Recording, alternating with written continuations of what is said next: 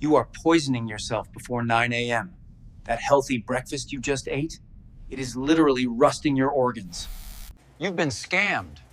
The food industry took out the fat, added chemicals, and sold it to you as heart healthy. You think it's healthy fiber? Your body sees a sugar sponge. It creates a massive insulin spike, leaving you Orange juice. You think it's healthy? It's just soda without the bubbles. Your liver turns that sugar straight into fat. Vegetable oil.